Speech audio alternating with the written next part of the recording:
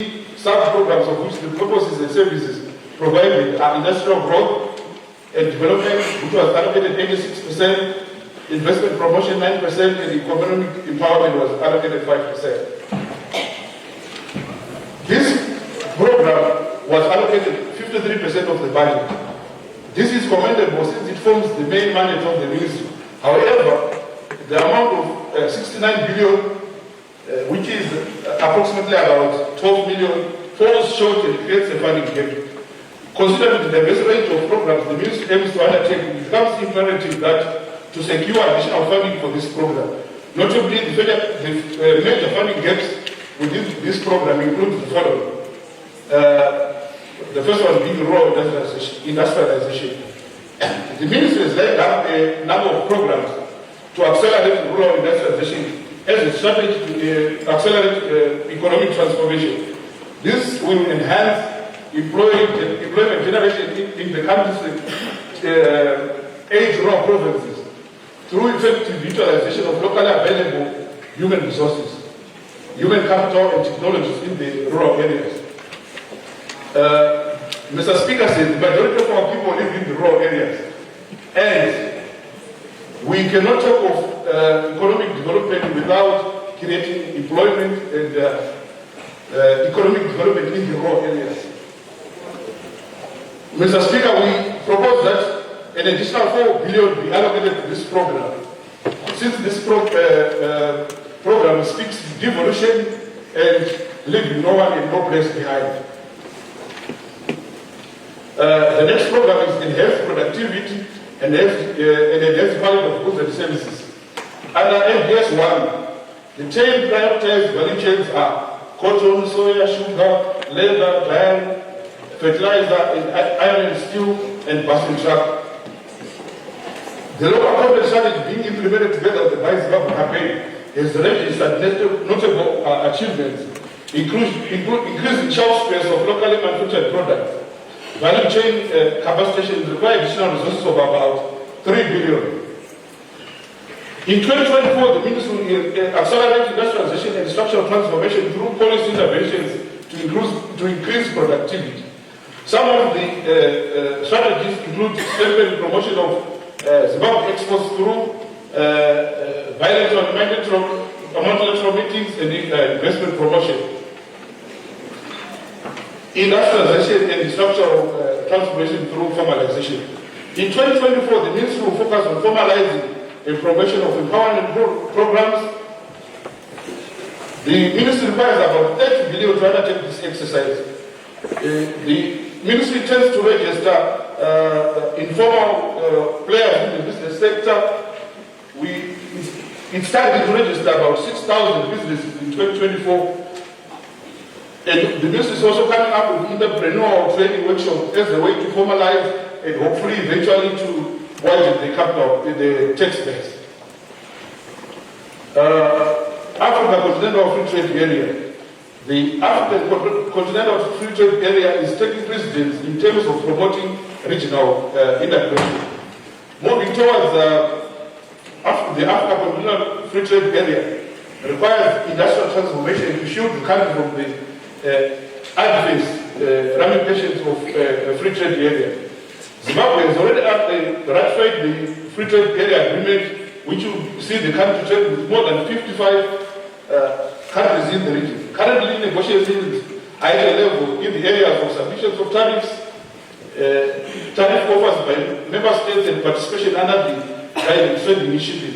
The ministry is thus expected to participate in the meetings and also hold consultation with the private sector. It's an additional 10 billion is required to finance this initiative, Mr. Speaker. Zimbabwe is expected to host the SADC Summit on trade in August 2024. The ministry is a key member in terms of hosting the summit, is a member of the various committees that are managed to organize this summit. This expenditure item is non-recurring expenditure. It is recommended that it be treated as a standalone cost. It is estimated that 10 billion will be enough to host the summit. We move on to Zimbabwe International Trade Fair.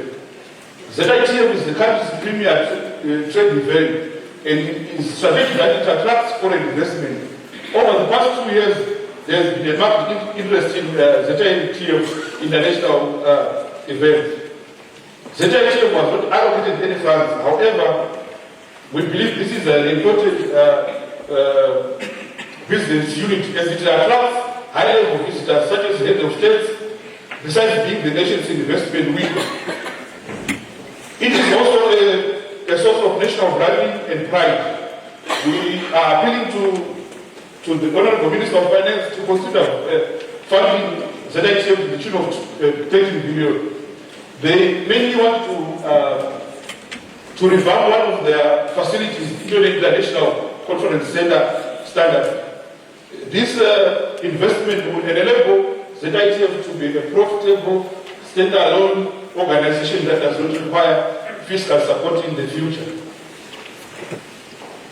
Program number 3, consumer protection and quality assurance. The strategic objective of the program is to promote and protect the interests of consumers, ensure conformity to national, regional, and international quality standards. It consists of 2 sub-programs that are consumer protection, which got 85% of 81% of the allocation, quality assurance, which got 19%. This 81% allocation to consumer protection is commendable as it forms the main mandate of that program. Parastatals that are the Ministry of Industry and Commerce. The Industrial Development Corporation plays a critical role in driving industrialization. It is also expected to play a part in spearheading rural industrialization. Therefore, there is a pressing need for increased allocation support to these endeavors. Additionally, IGC has got a fertilizer value chain project that cost about $16 million.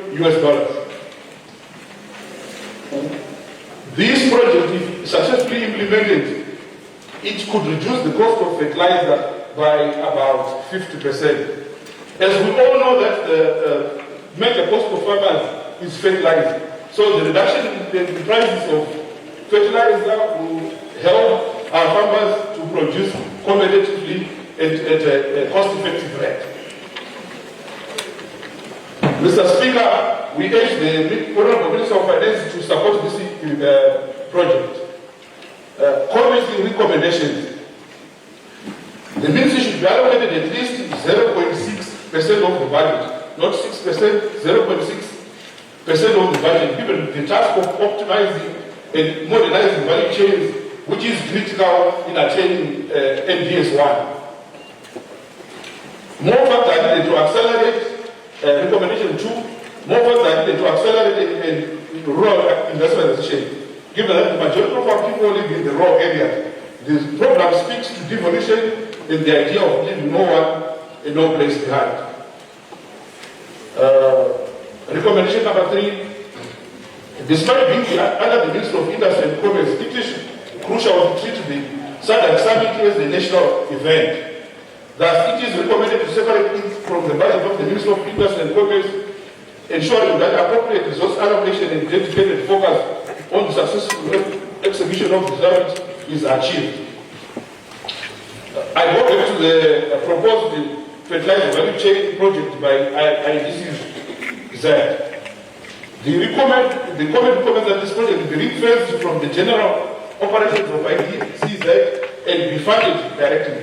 If this project is to be successfully implemented, it has the potential to significantly reduce the cost of fertilizers by 50%, like I previously said, and significantly reduce the cost of Funguza by nearly $100 million.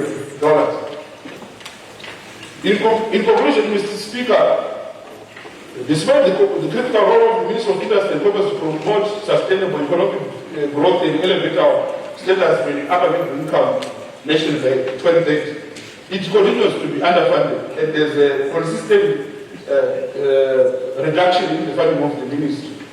It is crucial to recognize that the growth of our industry sector has backward and forward linkages with our primary sector, particularly agriculture. By supporting this sector, we can create more employment opportunities, not only in agriculture, but also in the manufacturing sector, thereby empowering and generating decent jobs for our citizens. Of widening and deepening the tax base. To ensure the successful realization of these goals, it is imperative that Treasury increases budgetary support to the Ministry of Industry and Commerce. We believe we can facilitate the necessary investment and initiatives that will drive industrial growth and contribute to our overall economic prosperity. Thank you.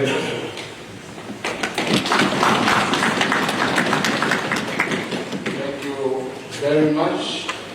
I'm happy so far with the manner in which the committees are reporting, especially giving accent to areas of concern and the appropriate recommendations. May I now call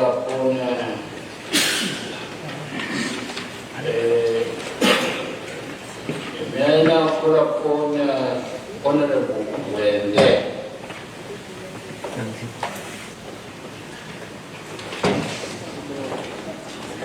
Honorable Wende.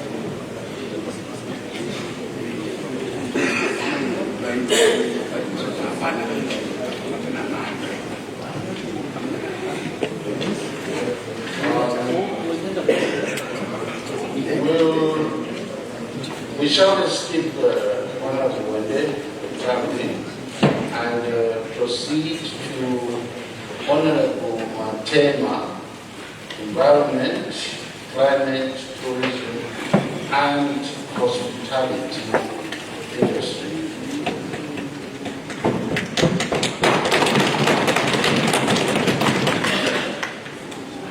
Thank you very much, Mr. Speaker said. I rise to present the report on the budget analysis by the Portfolio Committee on Environment, Climate and Tourism. Mr. Speaker said the total national budget for 2024 of 64.2 trillion Zimbabwean dollars. So the Ministry of Environment, Climate and Wildlife getting 135.5 billion, translating to 0.21% of that total budget.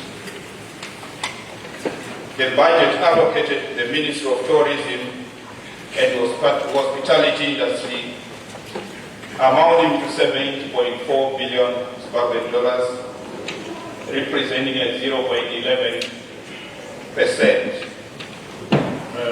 Can you repeat that? The budget allocation for the Ministry of Tourism and Hospitality Industry amounting to 70.4 billion Zimbabwean dollars, representing a 0.11% of the total budget. To avoid confusion, you have two portfolios. Yes. So why don't you deal with environment and climate? You finish and then go to hospitality. So that is clear.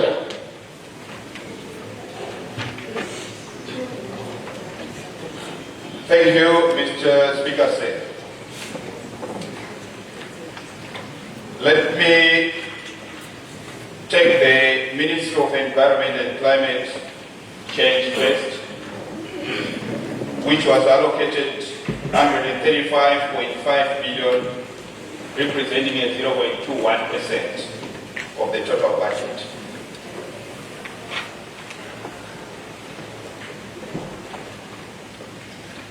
Mr. Speaker, say in terms of the budgetary allocations,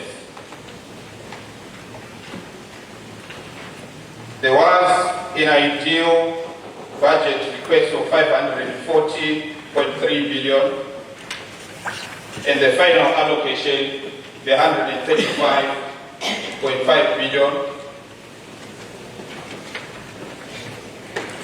representing a negative variance of minus 75%.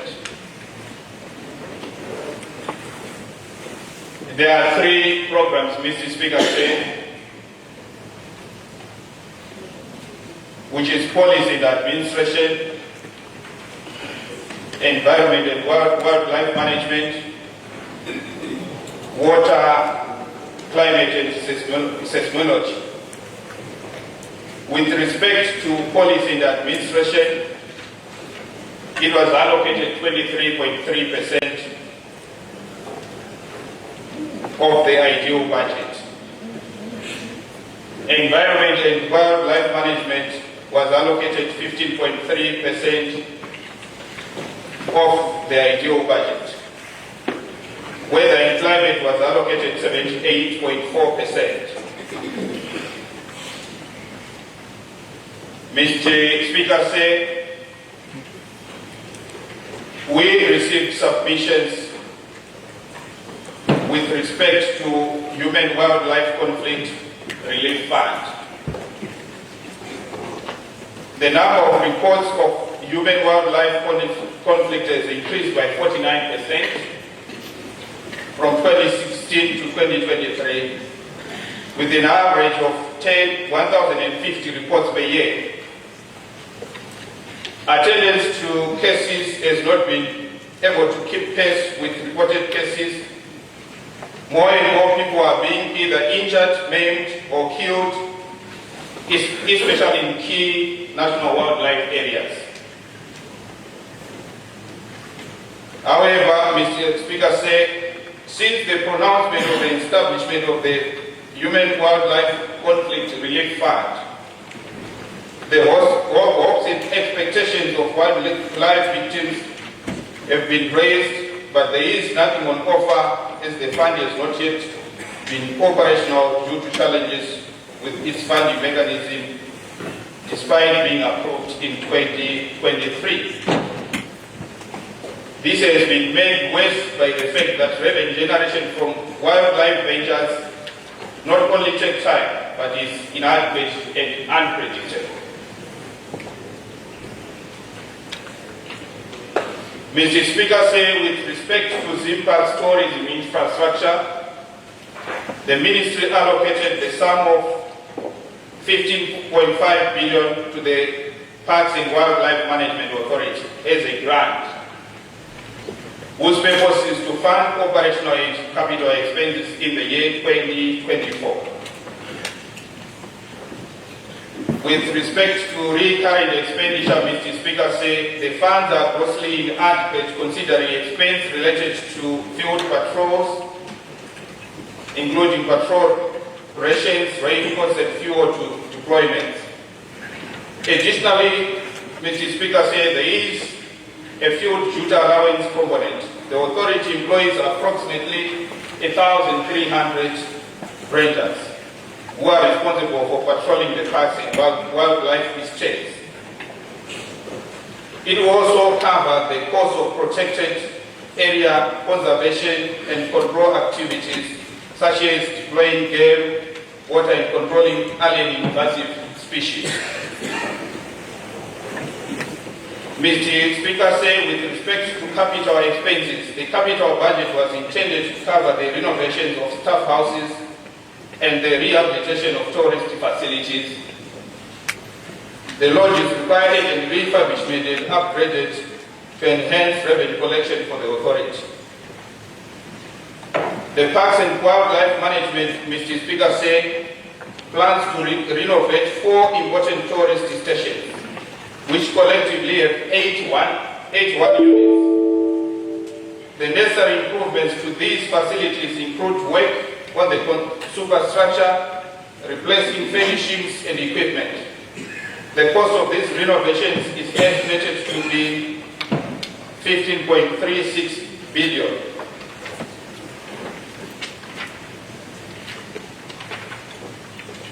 Mr. Speaker, let me attend to budgets for hosting international meetings.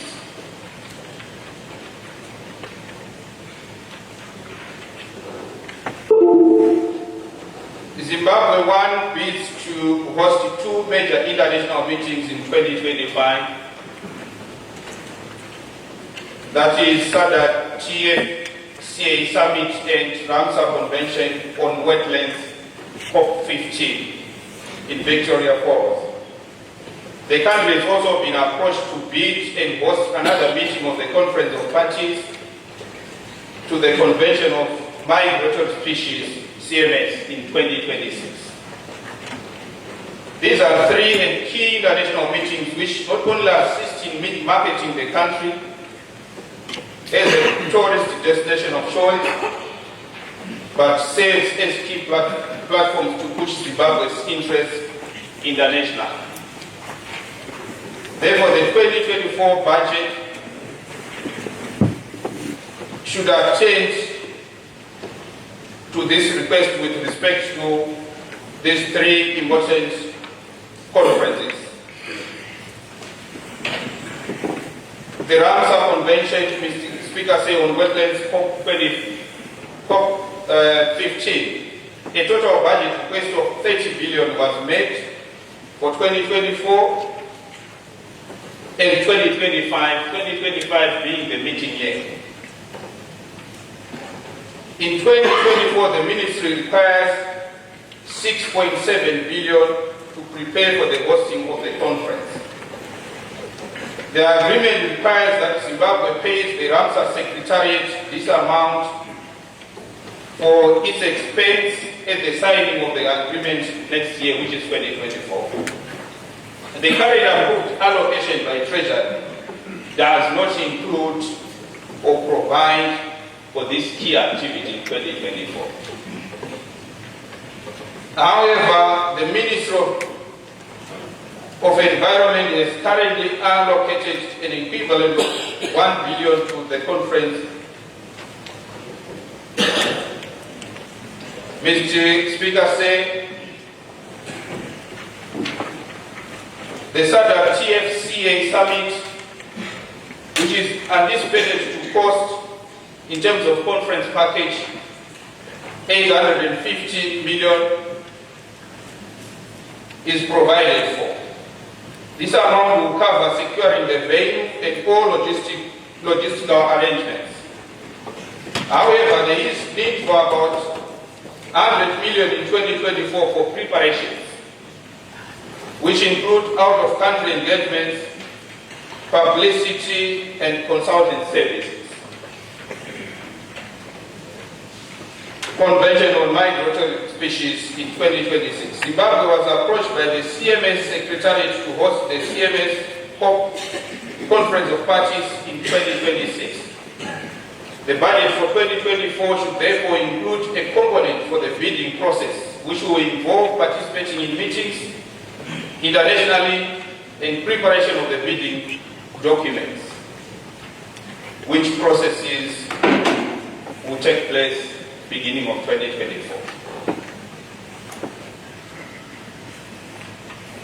A budget, Mr. Speaker, of 3 billion would be required for this process.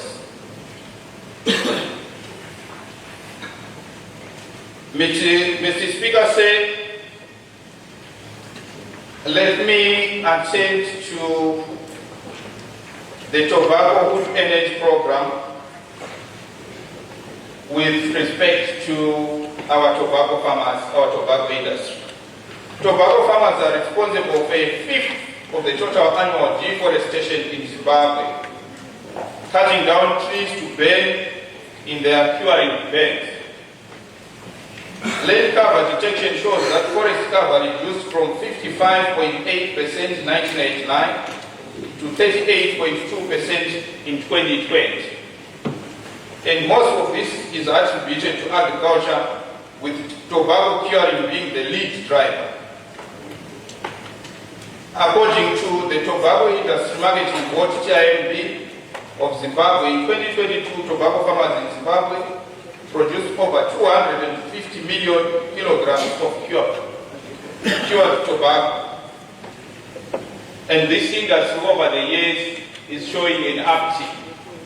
And deforestation is also responding in sympathy to the growth of that industry. Wood fuel consumption level translates to 30,000 hectares of sustainable eucalyptus woodlots required annually to cure tobacco, against the actual woodlot production of not more than 5,000 hectares annually. So there is a serious discrepancy there of 30,000 hectares per year. The ministry, through the Forest Commission, is therefore promoting the use of sustainable fuel sources for tobacco curing, such as eucalyptus woodlots. Under the Tobacco Wood Energy Program, spearheaded by Forest Commission, every tobacco farmer is expected to establish 0.3 hectares of eucalyptus woodlot for every hectare of tobacco grown.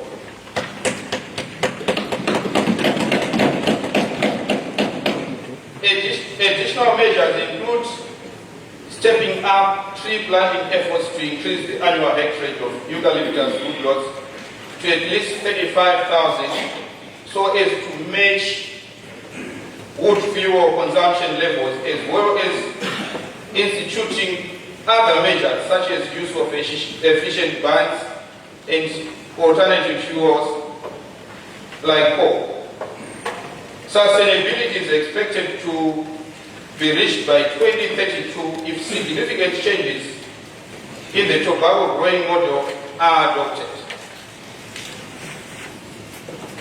Therefore, the allocated resources will not be adequate to address the challenge. The resources allocated are as follows. Recurrent expenditure is sitting on 19.8 billion. The amount requested is on 32.3 billion. Capital expenses 1 billion against an amount requested of 27.8 billion. This leaves us with quite some huge negative variance. Mr. Speaker said, let me attend to the issue of carbon tax and the justification thereof. Currently, the Environmental Management Agency, EMA, has been called not only to monitor and enforce environmental regulations and standards, but to intervene. Examples include mining areas, rehabilitation, wetlands, rehabilitation, illegal waste dumps clearance in Harare Metropolitan Province under the Emergency Solid Waste Management in the National Cleanup Program.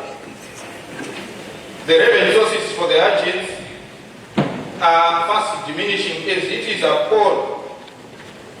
called upon by government in many occasions to reduce or to waive its fees. The environmental impact assessment fees have been reduced from 40% to 60% through the 2016 budget pronouncement. The implementation of the ease of doing business drive show hazardous transport licenses being reduced by 50% with effect from January 2018. This has already crippled the agency and its monitoring function on the chain of custody of hazardous substances and waste.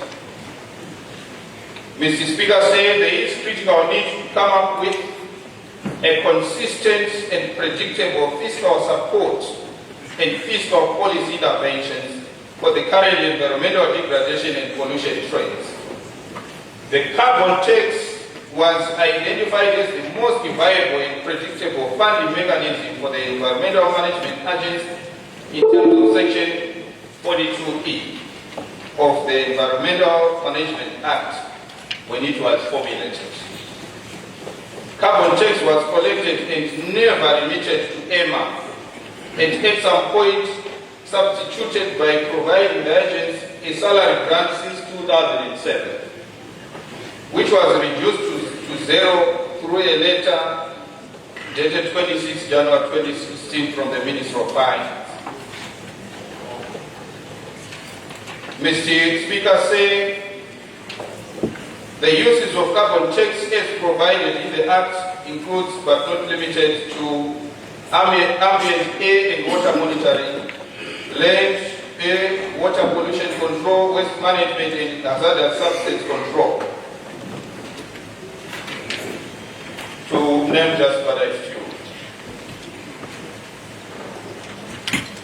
Mr. Speaker, say, let me attend to the allocations for the Ministry of Tourism and Hospitality Industry. The ministry had an ideal budget of 438 billion, but the final allocation was 70.4 billion, representing a negative variance of 84%. The committee, Mr. Speaker, said, noted that the allocation from Treasury for the Ministry of Tourism and Hospitality Industry do not conform to program-based budgeting.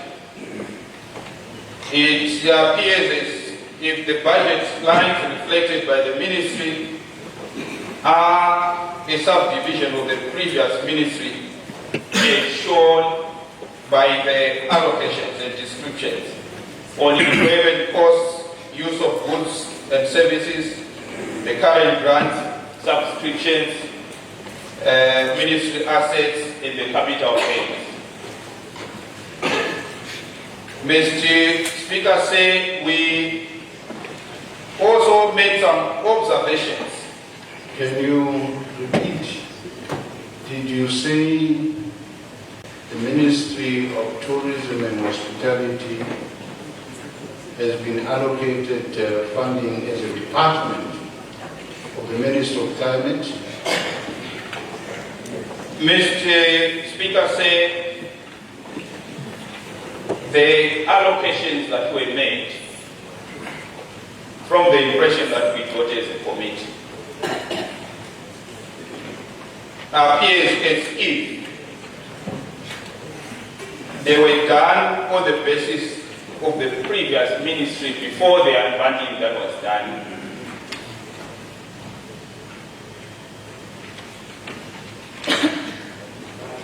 All right, carry on with the appearances. Thank you, Mr. Speaker, sir.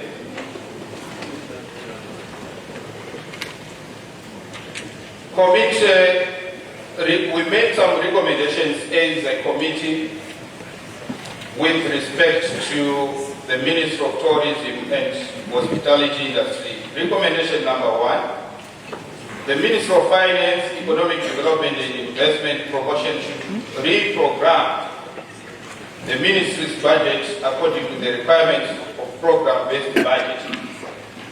This recommendation again is consistent with the observation that we made. Recommendation number 2, the remaining 2 programs that have not been funded, namely tourism development and tourism promotion, should have their separate allocations. Mr. Speaker, say the committee also made some recommendations with respect to Ministry of Environment, Climate and Wildlife. Recommendation number 1, Treasury should support victims of human-wildlife conflicts to complement efforts by appropriate authorities, safari operators, private entities and individuals who are providing some form of assistance. Recommendation number 2, 6 billion would be required as seed fund to encourage donors and other well-wishers to add more resources to the fund. The fund will be managed using an interim framework which has been developed pending the completion of enabling legislation. Recommendation number 3, Mr. Speaker, says the amendment of the Environmental Management Act and the income tax should allow EMA to collect a portion of the proceeds from carbon tax. Recommendation number 4, the SADC Trans-Frontier Conservation Area Summit, the Ramsar Convention on Wetlands, COP15, and Conference of Parties to the Convention on Migratory Species